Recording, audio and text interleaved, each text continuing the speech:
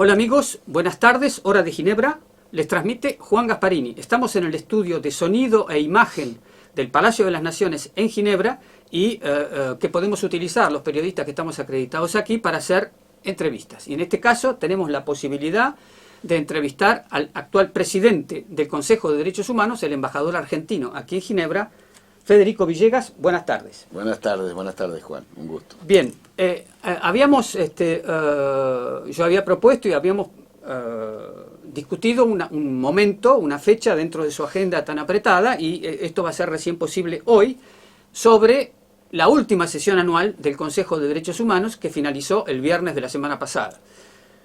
Federico Villegas va a ser presidente aún del Consejo hasta fin de año. Ustedes saben que pueden haber cosas inesperadas, sesiones extraordinarias, por motivos urgentes, va a ser todavía presidente, pero ya se va cumpliendo un poco una etapa y la última sesión del año, que es la más larga, ha finalizado y entonces vamos a tratar de entender algunas cosas que han ocurrido. Ante todo, una pregunta sobre una víctima que es Alexa Alfred Cunningham, que es una señora o señorita de origen nicaragüense que integra una estructura dependiente del Consejo, que es un mecanismo de expertos para los pueblos indígenas. Hay que saber que por la complejidad del tema y por la multitud de casos que hay, para que los casos lleguen al Consejo de Derechos Humanos, hay este mecanismo compuesto por un experto por cada región del mundo, que se reúnen para discutir los principios, los criterios,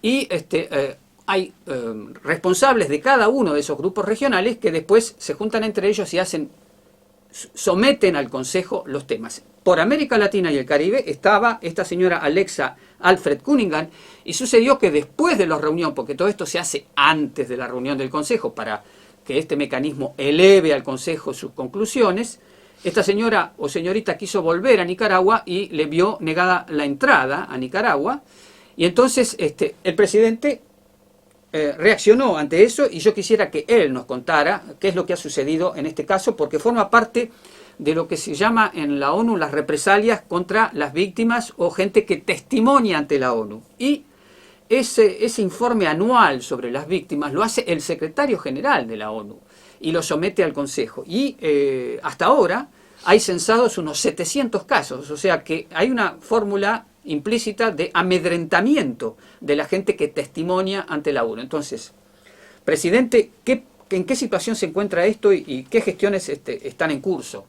Muchas gracias Juan. Lamentablemente esta es una de las responsabilidades más ingratas que tiene el presidente del Consejo de Derechos Humanos, que es tratar de las represalias, como bien has mencionado, de aquellas personas que colaboran o participan en el Consejo de Derechos Humanos.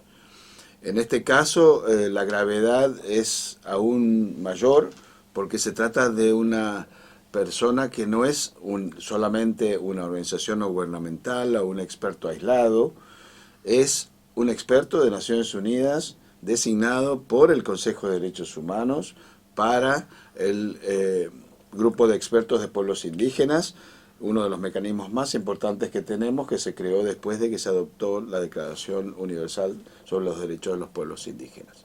En este caso, Alexa vino como funcionaria de Naciones Unidas, invitada por Naciones Unidas, y participó activamente, y cuando intentó embarcar de regreso a Nicaragua, donde había dejado a sus niños al cuidado de su hermana, no pudo embarcar porque había un mensaje en la aerolínea que decía que tenía prohibida la entrada a su propio país. Desde el día que sucedió, que fue un fin de semana de allá por junio, me dediqué personalmente a tratar de superar la situación, por supuesto hablando inmediatamente, tratando de hablar y de sensibilizar a las autoridades nicaragüenses a todos los niveles, comenzando por la representante permanente aquí. Lamentablemente no tuve eco, no tuve nunca una respuesta satisfactoria. Es un caso muy complicado, pero seguimos haciendo gestiones. Finalmente sus niños lograron salir de Nicaragua y volaron vía Panamá de vuelta a pudieron entrar en Suiza y reencontrarse con su madre aquí. Ujú. Lamentablemente tuvo que optar por quedarse aquí porque no podía volver a su país. Y la verdad que es un caso paradigmático porque desde la época de la Guerra Fría, que no sucedía que un experto que viene a Ginebra por Naciones Unidas para una reunión y como experto de Naciones Unidas, se les prohíba su regreso a su país. Lo cual demuestra que este caso tenemos que tener la mayor atención para que no vuelva a suceder. Bien, quiere decir que es un caso pendiente que todavía no ha tenido una entera resolución. ¿No? Esta mujer está de forma temporaria o Está de forma provisoria. temporaria, pero tenemos la suerte de haber instituciones y países, como el propio gobierno suizo, que son muy sensibles a casos de esta naturaleza, que lamentablemente están acostumbrados, y hay muchas personas con la mayor voluntad, incluso una pequeña coalición que se ha armado de organizaciones que están ayudando en el caso de ella. Bien. En el último día, el viernes pasado, se votaron alrededor de 47 resoluciones y entre ellas hay dos que te conciernen directamente a vos, presidente, porque una, conseguiste el consenso para presentarla de lo que se llama la mesa, me imagino, los representantes por cada grupo regional, para pedir un apropiado apoyo financiero al Consejo de Derechos Humanos, en el sentido de que la decisión, cuando es sobre dinero, creo que corresponde a la Asamblea General. ¿Es así? Sí, tenemos que tener en cuenta siempre que hay una incoherencia en nuestro día a día. Los derechos humanos son uno de los tres pilares de la organización: paz y seguridad, desarrollo y derechos humanos. Eso no es algo que lo digo yo, lo dijeron nuestros jefes de Estado al más alto nivel en el año 2000 y lo repetimos de manera constante sobre la interdependencia de los tres pilares, y de hecho decimos abiertamente que no hay paz y seguridad, porque es una realidad, no hay paz y seguridad sin derechos humanos, creo que este año lo demuestra, y no hay un desarrollo sostenible sin derechos humanos. Sin embargo, derechos humanos lleva el 4% del presupuesto de la Organización de Naciones Unidas, no 14%, 4%. Por lo tanto, con el nivel de importancia que tiene, siendo el Consejo este año uno de los órganos intergubernamentales de todo el sistema de Naciones Unidas con la mayor presencia en las redes sociales, porque la gente se identifica con lo que hacemos, con nuestro trabajo, se sienten tocados por lo que hacemos directa o indirectamente. Y tenemos una agenda que se incrementa exponencialmente todos los años, situaciones graves, y los recursos no son suficientes. Por lo tanto, decidí presentar una resolución, una decisión del presidente que se llama, pero que tiene que tener el consenso, y lo tuvo, por suerte, para que tengamos la posibilidad de tener la cantidad de reuniones que se necesitan, mínimas, para poder cumplir con nuestra carga de trabajo y no estar recurriendo permanentemente en cada sesión, como me pasó todo este año. En cada una de las sesiones tuve que firmar aproximadamente unas 5 o 6 cartas en cada sesión para pedir excepcionalmente que nos dieran 2 horas más de reunión o 3 horas más de reunión para poder abordar la agenda. Y hay que pagar y hay que pagarlo el doble, porque lo que se llama una reunión de almuerzo vale lo mismo que una reunión de todo un día. Es lo más ineficiente que existe. Entonces me sentí en la responsabilidad de poner un orden para que pudiéramos tener una previsibilidad todo el año que viene. Y quedó entonces una petición a la Asamblea General, a la Quinta Comisión, que se ocupa del presupuesto, de un mínimo de 14 semanas que tenga el año que viene el Consejo de Derechos Humanos para abordar su programa regular. Ok, entonces hubo un segundo pedido concretamente por las 14 semanas, además del financiero. Bueno, el dos. Financiero es en realidad el match, digamos, que complementa los recursos que se necesitan para tener como mínimo 14 semanas. Ok, en vez de 10 semanas al año, entonces serán 14 semanas, a partir del año que viene. Un mes más en total. ¿Esto tiene que ser aprobado por la Asamblea Asamblea General? Ok, sí. Muy bien. Yo voy a Nueva York ahora pronto a presentar mi informe a la Asamblea General. Tengo muchas reuniones, obviamente, como pasó cuando fui en abril. Y una de mis prioridades va a ser hablar con todos aquellos que tengan que ver con esta decisión para que entiendan la importancia de que se apruebe cuanto antes. Bien, el tercer tema que quería tocar es que, bueno, el lunes que viene el nuevo alto comisionado de Naciones Unidas para Derechos Humanos que reemplaza a Michelle Bachelet.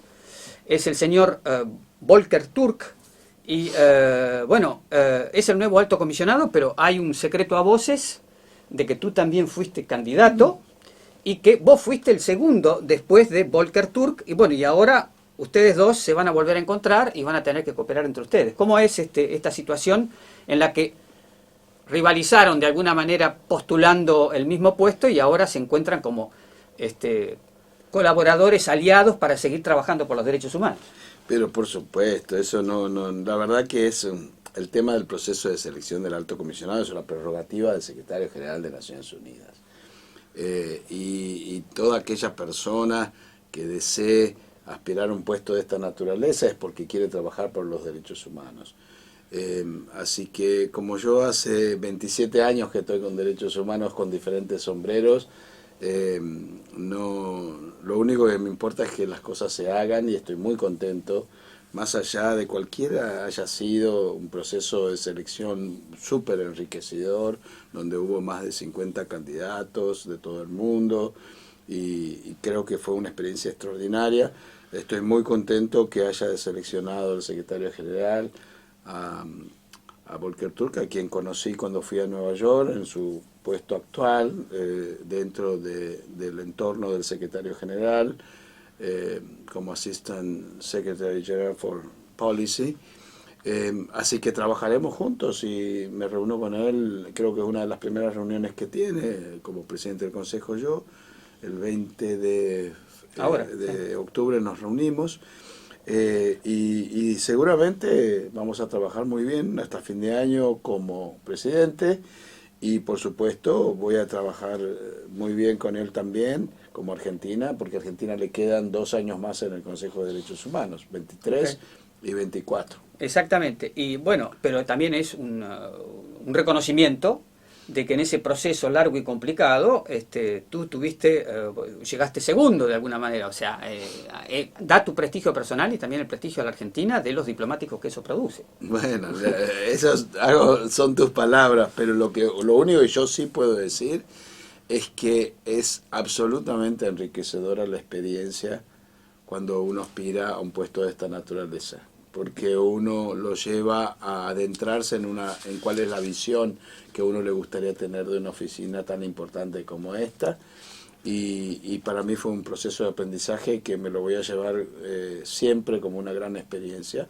y bueno, el resultado de haber estado bien posicionado ya de por sí para mí es un gran éxito. Bien. Entonces pasemos a la parte resolutiva, más bien de carácter político. Hubo, entre las 47 resoluciones, hubo 3 que despertaron mucha polémica. Y para los 12.000 seguidores de mi portal que transmite todo esto, y al margen de lo que yo publico, yo he tenido muchas preguntas, porque a lo largo del tiempo se ha ido generando un público cautivo, de alguna manera, que sigue todos estos debates, y justamente la entrevista de hoy suscita interés. Bueno, se votaron resoluciones sobre Venezuela, se votaron también sobre Rusia, y yo quería preguntar, y sobre China. Yo quería preguntar, yo sé que tu rol aquí no es la representación de la Argentina, sino que tú tienes que dirigir el Consejo de Derechos Humanos, pero bueno, ¿qué lees tú? ¿Cómo presentás lo sucedido con respecto, no sé con cuál querés empezar primero? Hubo 2 abstenciones de Argentina, Venezuela y China, y creo que apoyaron positivamente la resolución sobre Rusia. ¿Es así? Bueno, eso como contexto.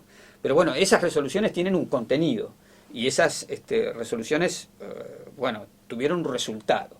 Entonces, tenés la libertad de expresarte hasta donde te da tu actual función, pero despierta interés. No, ningún problema, vengo de estar en Chatham House en Londres hablando de este mismo tema en un público abierto, así que no es no es algo que uno tenga que tener temor a hablar, es lo que existe en el sistema, son los debates, son públicos, estaban en la web TV, lo que estaban diciendo los países y lo que estaba pasando.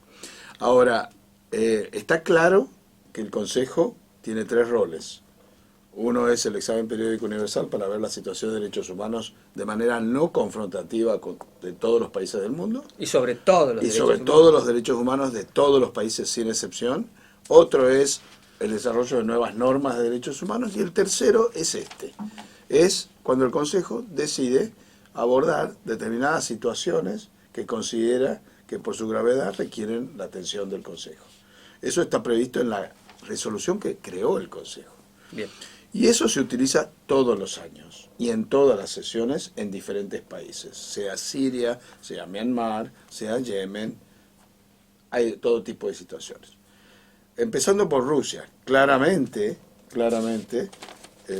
esto tiene una historia que comienza ya con, hace bastante, desde el 2014, que tenemos toda una atención especial con relación a Ucrania desde el año 2014, con una misión de verificación en el terreno desde el año 2014, con resoluciones anuales, con informes, etc.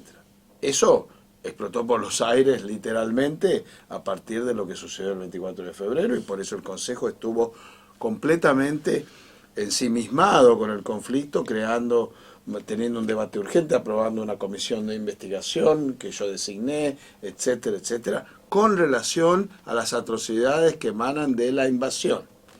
Ahora esta resolución que se aprobó el viernes es también histórica, porque no se focaliza en las acciones de Rusia o presuntas violaciones cometidas por fuerzas rusas en Ucrania, sino que se focaliza en la situación de derechos humanos de la Federación Rusa, de los 142 millones de personas que habitan en Rusia.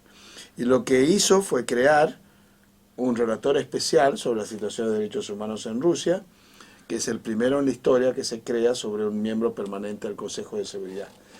No que no lo haya merecido, pero lo cierto es que nunca en la historia ninguno de los 5 miembros permanentes del Consejo de Seguridad tuvo un relator especial de derechos humanos para sí. Esta resolución lo que hace es, ese relator se va a nombrar y va a tener que dar informes regulares y va a abordar todo tipo de situaciones. Hay distintas cuestiones que se están denunciando, desde la libertad de expresión, el tema del periodismo, discriminación. Hay muchas cuestiones que se están recibiendo. Rusia, recordemos, ya no es parte del sistema europeo de derechos humanos, es decir, no hay una instancia regional de protección de derechos humanos, así que el sistema universal adquiere una mayor relevancia por esa razón.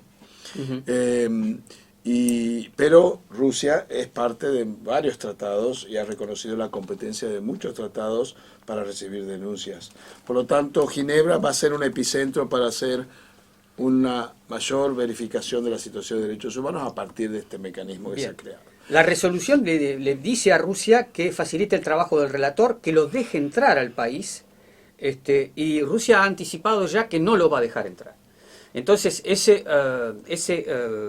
relator se va a encontrar confrontado a problemas que tienen otros relatores u otros grupos, es decir, cómo cumplir el mandato sin poder entrar. Después de la guerra en Siria, del inicio de la guerra en Siria, la ONU, que tampoco podía entrar y que había un grupo de expertos mandatado, creó la posibilidad de hacer investigaciones desde afuera. Es decir, estando en los límites, en la frontera,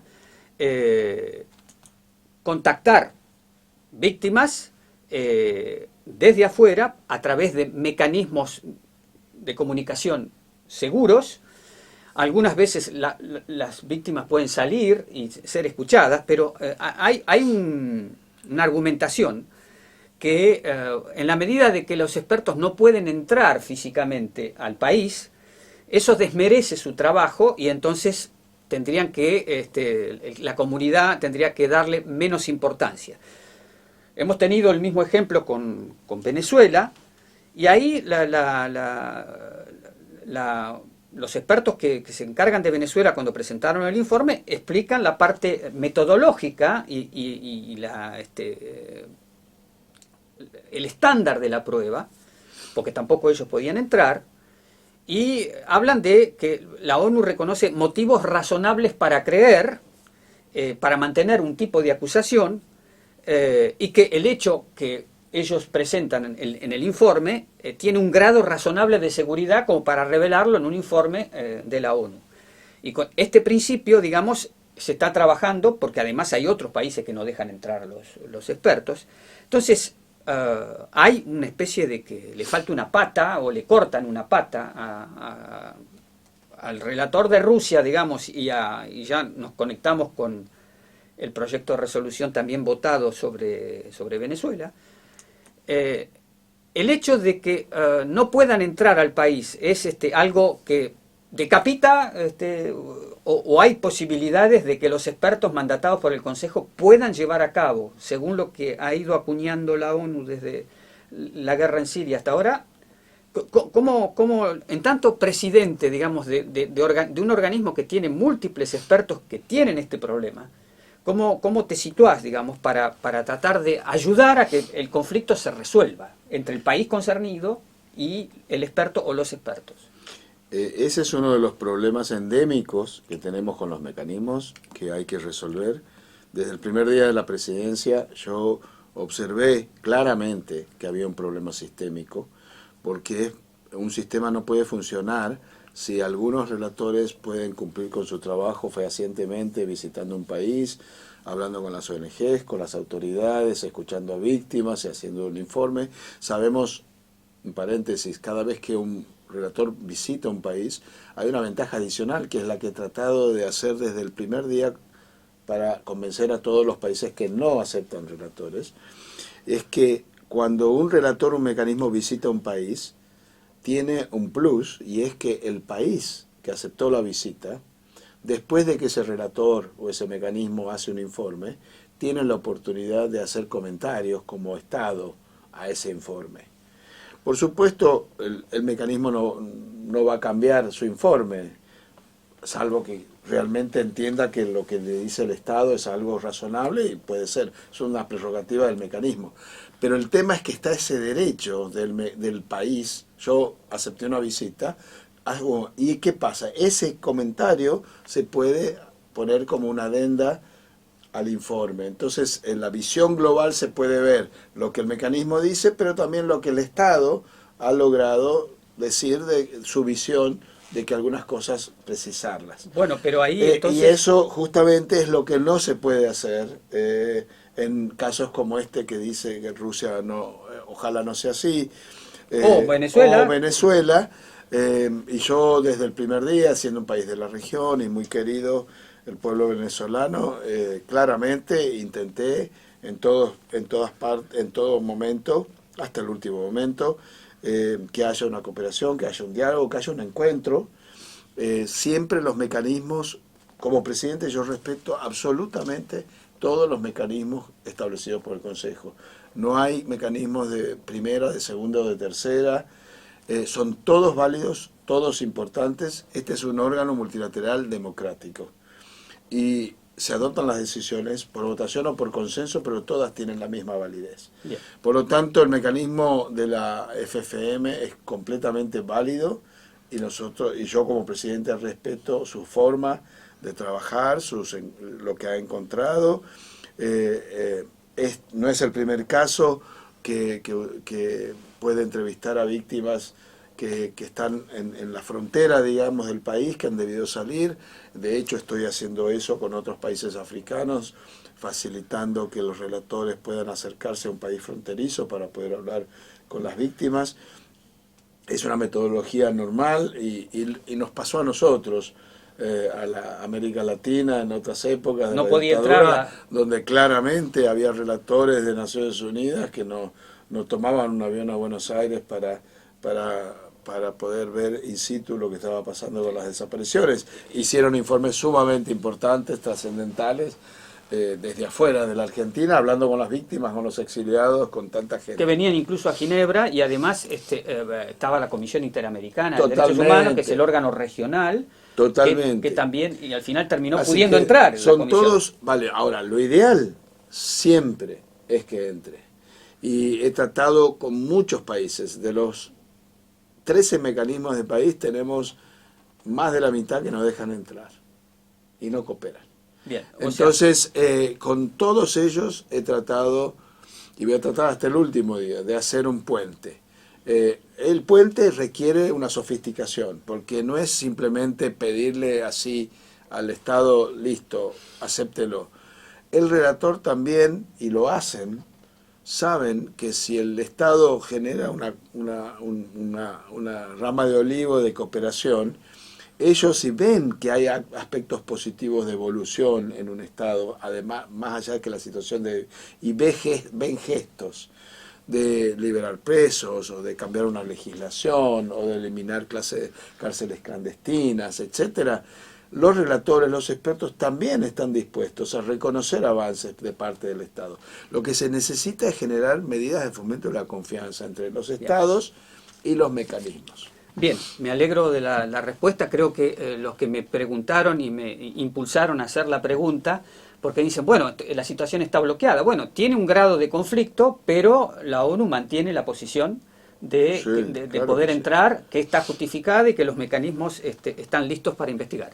Bien, embajador Villegas, seguiremos siguiendo los pasos de todos estos meses que le faltan hasta el 31 de diciembre. ¿Y China no querés que...? Bueno, China, si querés hablar también, bueno, China simplemente para saber, volvemos al tema del que es un órgano, no podemos dejar de hablar porque es lo que ha priorizado la opinión pública, pero este es un órgano multilateral democrático. Hubo una propuesta para abordar un informe publicado por la alta comisionada y esa propuesta se sometió a votación y por 2 votos no ganó. Y por eso, por el momento, esto no es, no va a ser un tema incluido, por lo menos por ahora, en el programa de trabajo de la sesión de marzo, como se esperaba, del Consejo. Ahora, eso no invalida de que exista el informe que haya sido publicado y emitido por el órgano principal de las Naciones Unidas en materia de derechos humanos. La Oficina del Alto Comisionado de Derechos Humanos es una oficina que fue creada en el año 93 para verificar la situación de derechos humanos en todo el mundo. Por lo tanto, es verdad, hay ciertos argumentos de China cuando dice que no fue mandatado el informe por el Consejo, pero la Oficina del Alto Comisionado tiene el mandato desde su creación de abordar la situación de derechos humanos en todo el mundo y no necesita un mandato del Consejo para hacer un informe. Ahora bien, ¿cómo se va a abordar ese tema? ¿Cuándo se va a abordar el tema? ¿En qué formato? Eso será una cuestión de los Estados miembros. Y habrá diferentes opciones y serán los Estados miembros los que tendrán que convencer a otros Estados miembros. Está cambiando la membresía también con nuevos miembros que van a entrar ahora para el año que viene y convencer y decir este tema es importante y hay que tratarlo así o de otra manera. Y de eso se trata el multilateralismo. Así que igual yo tengo una cuestión de principio, la universalidad, y esto lo digo abiertamente porque se lo he dicho al propio embajador chino como presidente del Consejo. El sistema universal de derechos humanos, por definición, debe abordar la situación de derechos humanos de todo el mundo. No puede quedar una población fuera. Y si estamos hablando de países de la magnitud de la República Popular China, que es 1/5 de la humanidad, por definición sería una contradicción que un sistema universal no tuviera la oportunidad de abordar cualquier tipo de situación en un país de esa magnitud. Así que esa para mí ha sido una cuestión de principio desde el primer día y no estoy diciendo nada que no se lo haya dicho públicamente a los embajadores. Bien, o sea, que se ve que la problemática se presenta no solamente en Rusia, también en China y en otros países, y que es una lucha continua para lograr que el Consejo de Derechos Humanos pueda llevar a cabo su labor. Desde Ginebra les transmitió Juan Gasparini.